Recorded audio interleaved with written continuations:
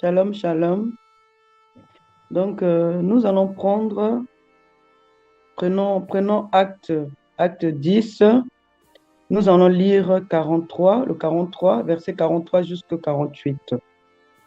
Donc, tous les prophètes rendent de lui le témoignage que toute personne qui croit en lui reçoit par son nom le pardon des péchés. Continuons. Pierre parlait encore quand le Saint-Esprit descendit sur tous ceux qui écoutaient la parole. Tous les croyants circoncis qui étaient venus avec Pierre furent stupéfaits de ce que le don du Saint-Esprit était déversé même sur les non-juifs. En effet, ils les entendaient parler en langue et célébrer la grandeur de Dieu.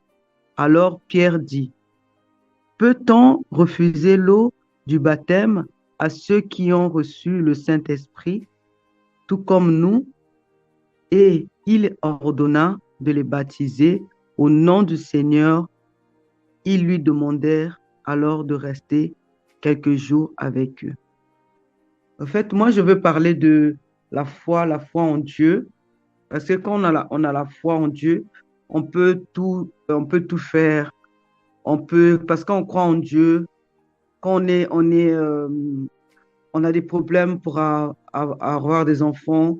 Quand tu as la foi vraiment, tu es convaincu que le Seigneur va t'aider, va vraiment faire tout pour toi, tu auras ça. Même le travail, on t'a renvoyé un travail, tu as la foi, tu te dis seulement que même si on m'a renvoyé, je sais que le Seigneur va m'aider, mais en priant aussi le Seigneur, en ayant foi vraiment que le Seigneur existe et le Seigneur va tout faire, tout ce qu'il faut quoi, pour ça.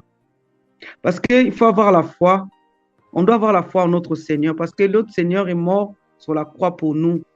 Il faut avoir la foi que nous disons, il faut dire que notre Seigneur Jésus-Christ, quand il est monté sur la croix, c'était pour nos âmes perdues. C'était pour nous sauver. Nous sommes, il y en a encore qui sont encore dans les débauches. Tu dois te dire que non, le Seigneur déjà a pris toutes mes fautes et moi, je dois le servir. Je dois craindre et puis je dois avoir la foi en lui. Je dois savoir que lui, c'est lui qui est mon sauveur. Donc, je dois faire tout en sorte de lui faire confiance, même si j'ai des combats qui m'arrivent, je sais, je prie, j'ai la confiance en Dieu, j'ai vraiment la confiance en lui, je sais que c'est lui qui va me sauver. Avec ça, quand tu es sûr, tu es convaincu et tu ne peux pas pleurer, tu ne peux pas rentrer dans la dépression parce que tu as la foi à ton Dieu. Tu sais que ton Dieu est là. Tu ne vas pas rentrer dans la dépression parce qu'on t'a renvoyé au travail. Ça peut arriver, mais c'est pas ça que tu vas oublier le Seigneur. Tu vas dire, mais quand on m'a renvoyé au travail, le Seigneur n'était pas là. Si le Seigneur est là, le Seigneur est toujours là. Le Seigneur, il va te sauver. Il va faire tout en sorte que tu retrouves encore un autre travail. Donc, il faut avoir la foi. Donc, la foi est vraiment, c'est très important d'avoir la foi. Parce que si tu n'as pas la foi, donc tu peux pas, tu crois pas en Dieu. Donc, il y a des choses, des miracles que le Seigneur peut te faire, ça peut pas arriver parce que tu crois pas en Dieu, tu n'as pas vraiment la foi, tu n'es pas convaincu que le Seigneur peut te sauver à toutes choses, des maladies, toutes choses. Même si tu as une maladie, tu crois, tu mets vraiment ta foi, tu pries. Mais il faut toujours prier. Bien sûr que tu as des médicaments à prendre, mais en même temps, tu pries. Hein, tu étais parti chez le médecin, il t'a dit que tu as la maladie de diabétique. Hein, mais tu comptes toujours à prier le Seigneur. Un jour ou l'autre, tu verras, le Seigneur peut faire un miracle. Il peut te sauver de cette maladie-là. Mais tu continues toujours à prendre tes médicaments. Donc, c'est pour dire que la foi existe. La foi est vraiment... Notre Seigneur nous demande vraiment d'avoir de la foi, de croire en lui, parce que il est monté sur la croix. Il est monté pour nous, c'est pour nous sauver, mes frères et sœurs. Donc, voilà, je vous laisse avec ce message. Donc, bonne journée chez vous. Amen, amen. Amen, amen, gloire à Dieu. Je vais aussi partager. Nous allons prendre Nous allons prendre Psaume 20, verset 7. Je vais lire. Que Jésus qui sanctifie sa parole. Ceux-ci s'appuient sur leurs chars, ceux-là sur leurs chevaux. Nous, nous invoquons le nom de l'Éternel notre Dieu. Prenons Jérémie 17, versets 5 à 7. Ainsi parle l'Éternel. Maudit soit l'homme qui se confie dans l'homme, qui prend la chair pour son appui. Béni soit l'homme qui se confie dans l'Éternel, et dans l'Éternel est l'espérance.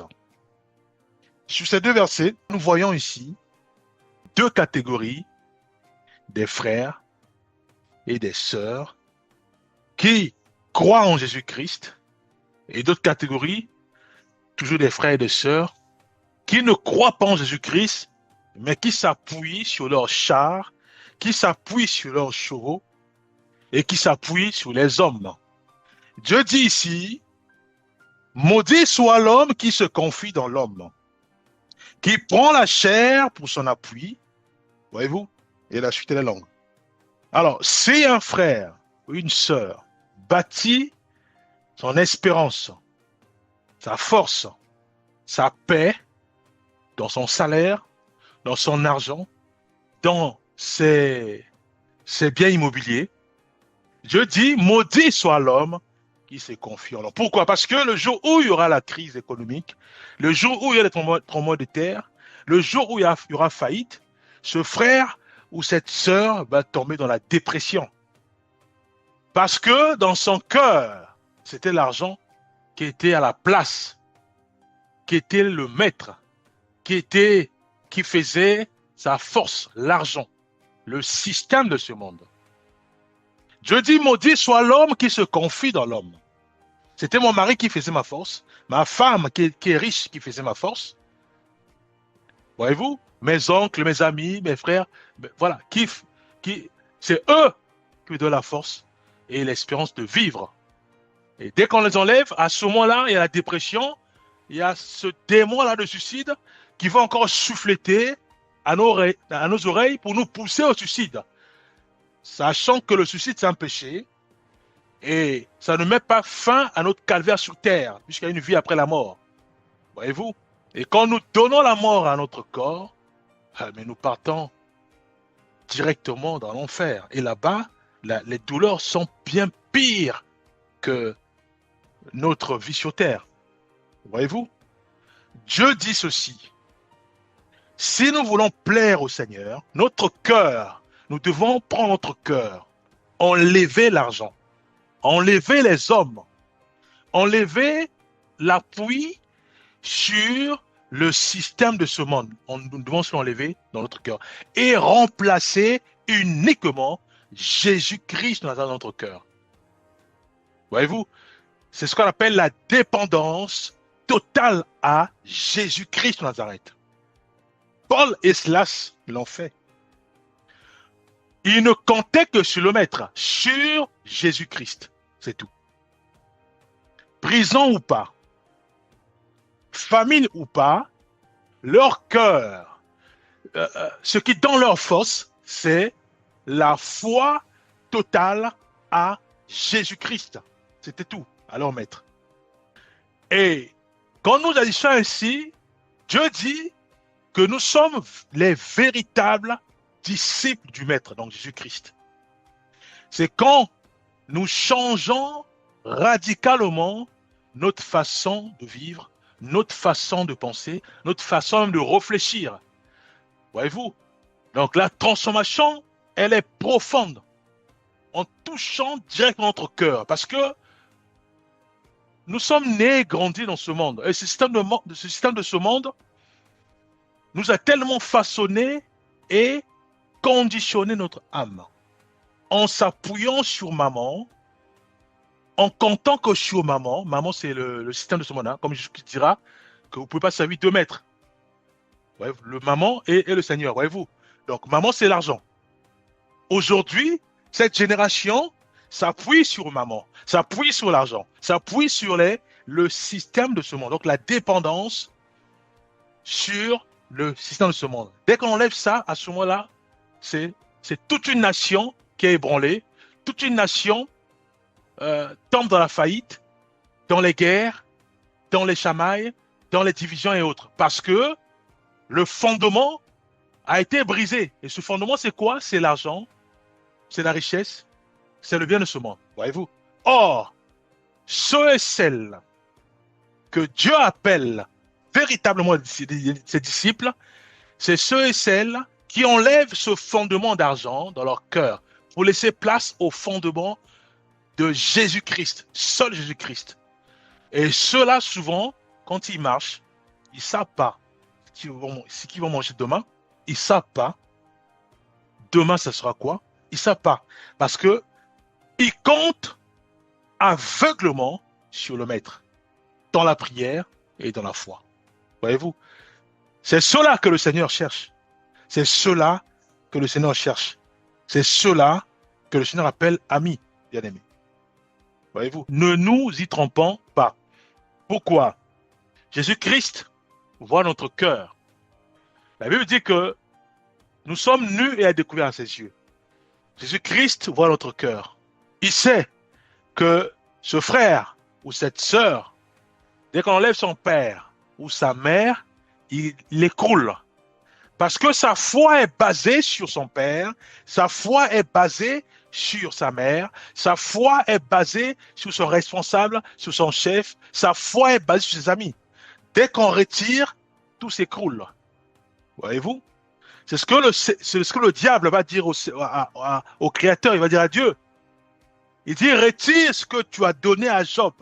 C'est bien, c'est richesse, et tu vas voir comment il va te maudire en face.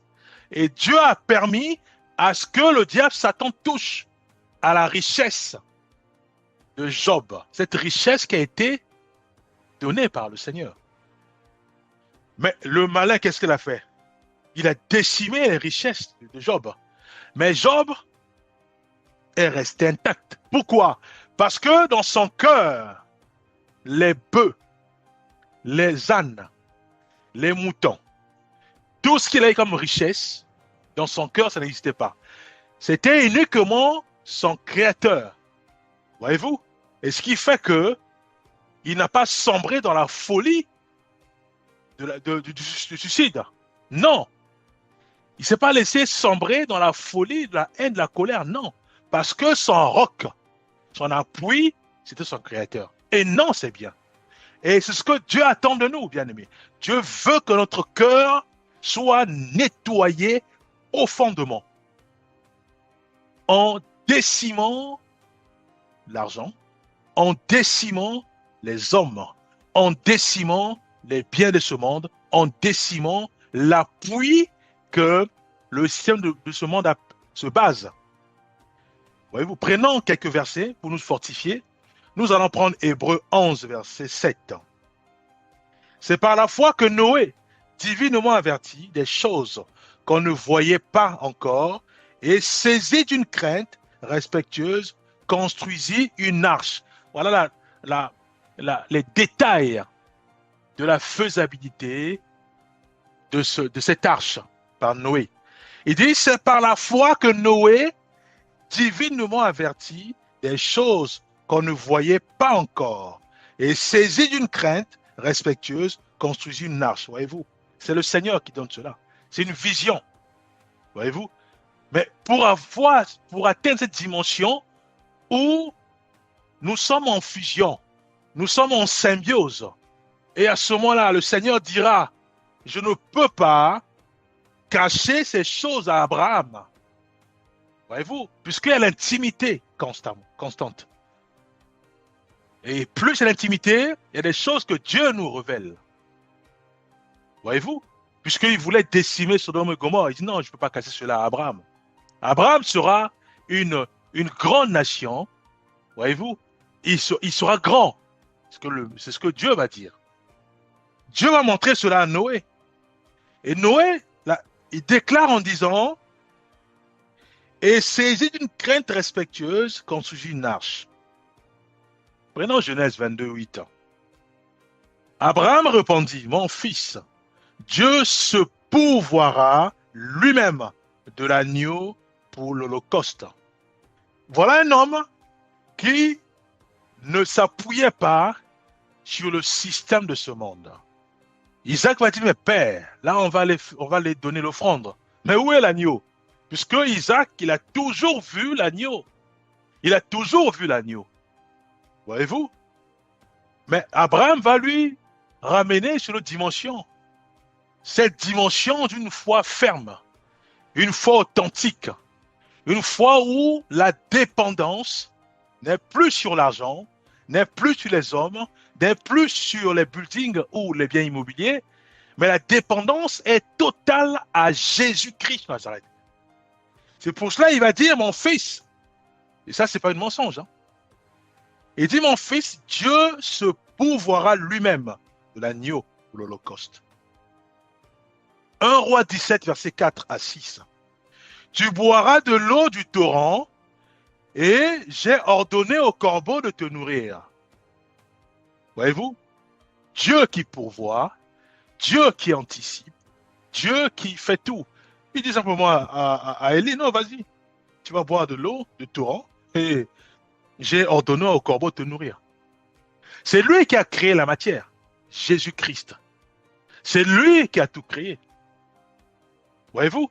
Alors, étant donné que nous avons la connaissance maintenant, en disant que la matière a été créée par Jésus-Christ, l'air que nous respirons, que nous maîtrisons rien du tout, cet air a été façonné et créé par le Maître, Jésus-Christ.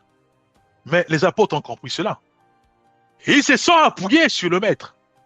Ils comptaient que sur lui. Leur cœur était rempli du Maître, de Jésus-Christ de Nazareth. Puisque lui pourvoit, et lui, il pourvoit. La preuve. Élie, il a déclaré audacieusement en disant, remplissez encore de l'eau sur l'autel. Parce qu'il savait que le Maître était avec lui et que le Maître allait envoyer le feu. C'est ça la foi authentique. La foi authentique. Prenons Daniel 3, verset 17 à 18. Voici notre Dieu que nous servons peut nous délivrer. Même s'il ne le fait pas, sache, ô roi, que nous ne servirons pas tes dieux. Voilà encore Shadrach, Meshach et Abednego qui marchaient aveuglement en s'appuyant uniquement sur leur Créateur, en mettant en pratique les principes divins, les règles du Seigneur, en disant qu'il nous a interdit de prier les statues, d'adorer les faux dieux, d'adorer des anges. Voyez-vous?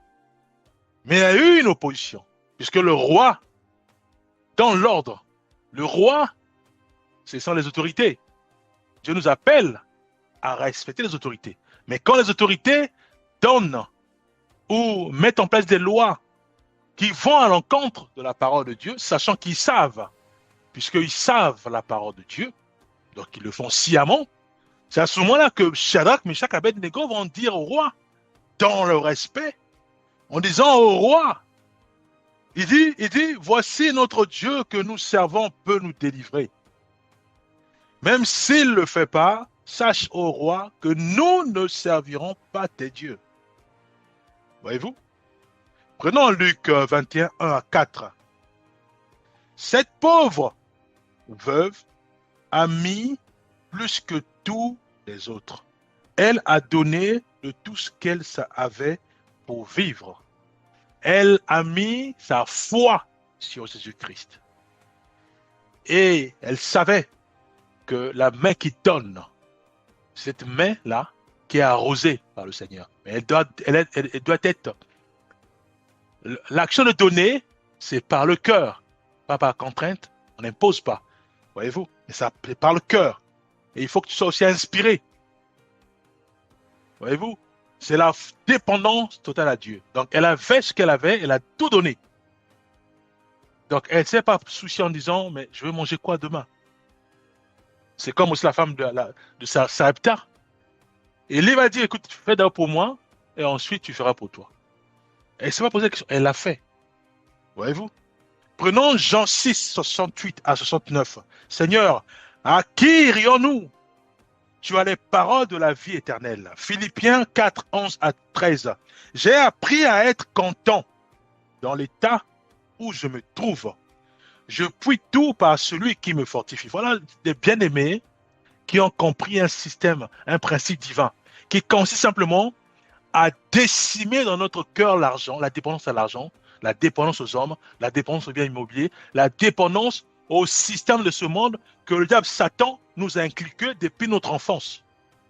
Au point où nous n'allons plus à l'église. Nous ne prions plus avec les bien-aimés.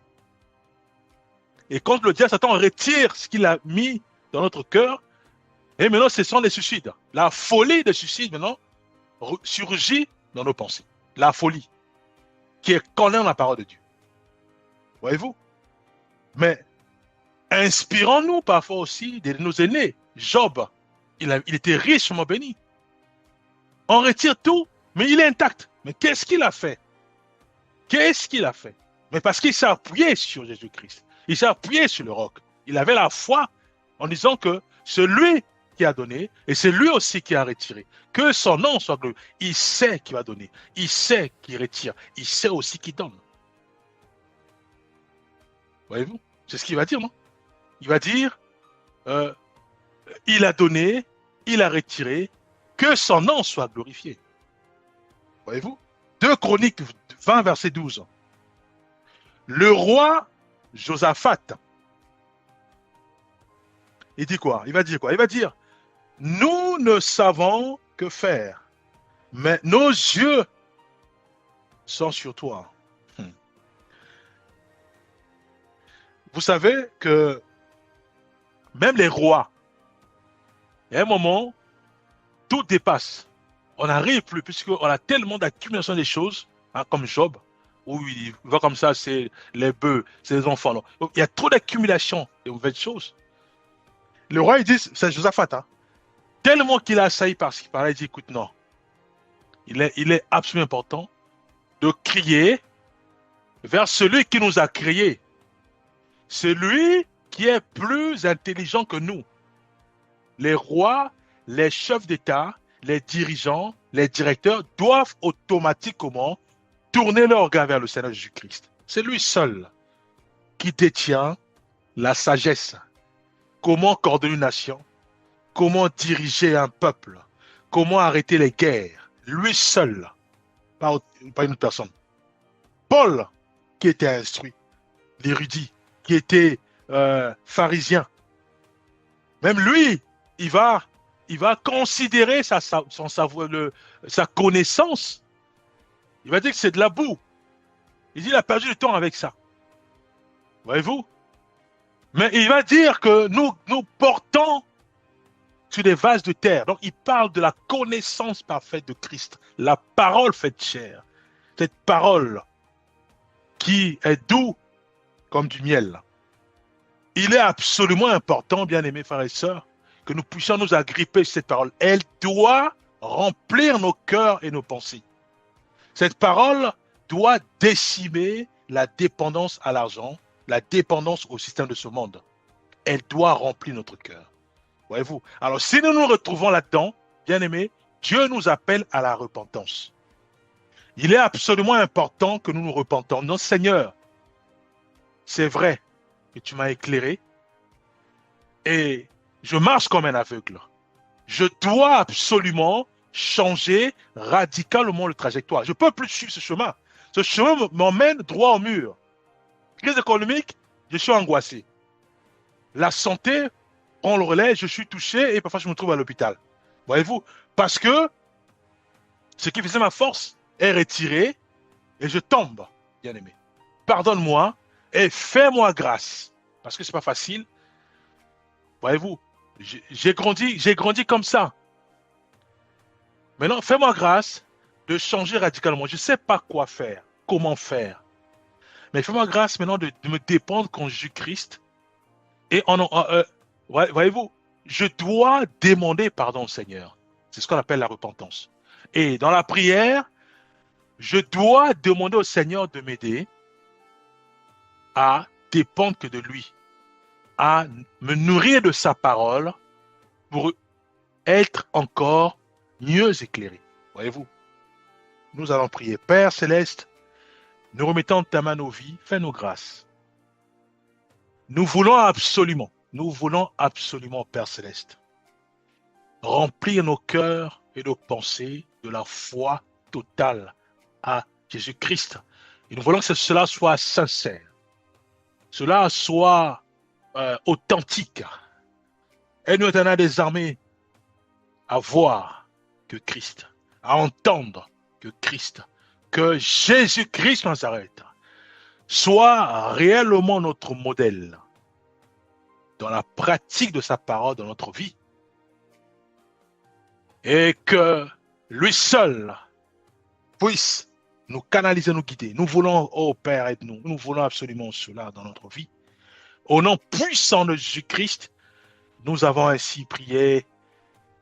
Amen.